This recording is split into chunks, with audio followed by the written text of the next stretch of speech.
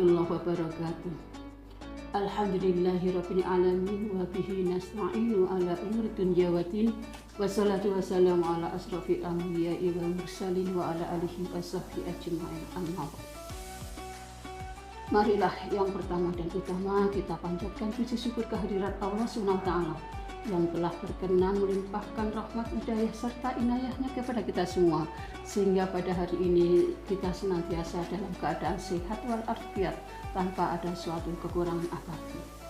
Salawat dan salam semoga tercurah pada uswah hasanah kita Nabi Muhammad SAW, keluarga, sahabat, dan insya Allah kita sebagai pengikut-pengikutnya senantiasa istiqomah untuk menjalankan sunnah-sunnahnya. Sobat ruang satu yang berbahagia, setiap hari kita menjalani sholat 5 waktu, kita semua pasti mendapatkan dapat menjalankan sholat-sholat tersebut dengan optimal, agar kita bisa merasakan buah dari keberkahan sholat yang digambarkan dalam firman Allah SWT dalam surat Al-Ankabut ayatnya 45. A'udzubillahi minasyaitonirrajim. Innas sholata tanha 'anil fahsya'i wal munkar. Yang artinya sesungguhnya sholat itu mencegah perbuatan keji dan mungkar. Jelas tersirat dari ayat tersebut bahwa sholat kita seharusnya mampu menjaga diri kita dari perbuatan dosa. Bukan sekedar sholat penggugur kewajiban saja, namun kenyataan menunjukkan hal berbeda. Betapa banyak orang yang sholat tapi masih terasa dengan untuk berbuat maksiat dan dosa. Oleh karena itu, menjadi penting bagi kita untuk berusaha meniti langkah dalam mengoptimalkan sholat kita. Terlebih lagi kita ini di bulan puasa, bulan Ramadan, bulan yang penuh keberkahan, bulan yang mana pahala dilipat gandakan. Amalan-amalan manusia termasuk di dalamnya adalah sholat 5 waktu. Sobat ruang satu yang berbahagia, ada 3 langkah optimalisasi sholat di bulan Ramadan yang perlu kita renungkan dan kita praktekkan dalam sholat kita sehari-hari. Antara lain, yang pertama adalah optimalisasi dari sisi waktu. Allah SWT berfirman, A'udzubillahi minasyaitonirrajim. Innas sholata kanat 'alal mu'minina kitaban mawquta. Yang artinya bahwa sesungguhnya sholat itu adalah kewajiban yang telah ditentukan waktunya atas orang-orang yang beriman. Quran Surat An-Nisa ayatnya 103. Sholat adalah kewajiban yang terikat dengan waktu. Karenanya menjadi langkah terbaik bagi kita orang muslim untuk menjalankannya di awal waktu. Dalam riwayat Bukhari, Rasulullah SAW pernah ditanya sahabat yaitu Ibnu Mas'ud tentang amal apa yang paling dicintai oleh Allah SWT. Maka yang pertama beliau sebutkan adalah sholat pada waktunya. Sebaliknya, bagi mereka yang meremehkan waktu sholat dengan menunda-nunda, maka akan diancam dan akan mendapatkan azab nanti di akhirat. Sebagaimana dalam surat Al-Ma'un ayat 4 dan 5. A'udzubillahi minasyaitonirrajim.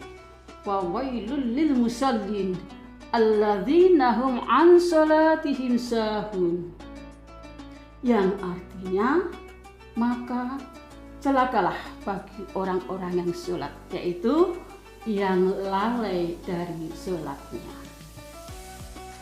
Selain itu, Rasulullah SAW juga mencela sekelompok munafik di Madinah yang senantiasa menunda-nunda waktu sholat asar waktu itu hingga menjelang terbenamnya matahari.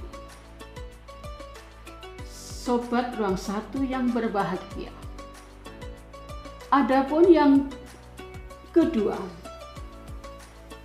adalah optimalisasi dari sisi berjamaah. Sebaiknya kita sebagai orang beriman untuk senantiasa menjaga sholat berjamaah. Hukum sholat berjamaah bagi kaum laki-laki adalah sunnah muakkadah, hampir mendekati wajib dari sisi pahala dan keutamaannya. Tak kurang Rasulullah SAW menyatakan dalam hadisnya bahwa sholat berjamaah itu lebih utama pahalanya daripada sholat sendirian, yaitu 27 derajat. Hadis riwayat Bukhari Muslim. Selain menambah pahala, dengan sholat berjamaah ini juga akan merasakan hikmahnya, yaitu penguatan ukhuwah Islamiyah antara kita, saudara, tetangga, dan rekan kerja. Sobat Ruang Satu yang berbahagia.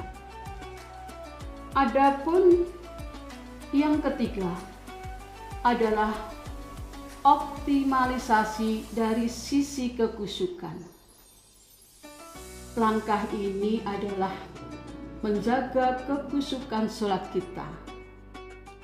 Muhammad Ali Tantawi mengartikan khusyuk sebagai ketakutan dalam hati kepada Allah Subhanahu wa Ta'ala yang terlihat pada anggota badan, menjadikannya tenang dan merasakan bahwa ia berdiri menghadap Allah Subhanahu wa Ta'ala. Kekhusyukan dalam sholat adalah salah satu indikasi keberuntungan seorang yang beriman.